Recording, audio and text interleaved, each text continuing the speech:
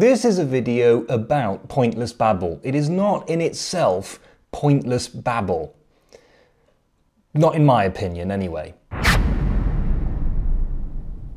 The problem is that pointless babble is taking up an awful lot of our times these days. You go to a newspaper website and instead of getting news that is actually going to affect your life or at least be interesting in a global sort of way, you get a load of pointless drivel. I think this is because news organisations have got used to providing us with live feeds and rolling news coverage of absolutely everything 24 hours a day, 7 days a week, 365 days a year, and they think that if they're not supplying this, somehow they will cease to exist. This means that once they run out of important things to say, they have to fill up their live feeds with pointless drivel.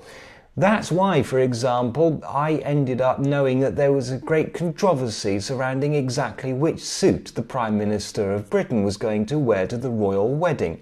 It's something that I didn't need to know. And why, when I logged on to a news website the day after the wedding, one of the top news stories was about how the father of the bride went out to buy a newspaper and then later mowed the lawn. It's only news because he happens to be the father of a young girl who recently married somebody who was incredibly famous. That's the only newsworthy point about it. If the story had been titled "Ordinary middle-class man goes to buy a newspaper," nobody would have been in the slightest bit interested, because it's inherently not interested. It is pointless babble. And so I have to confess that I've now joined the ranks of people supplying pointless babble to the masses.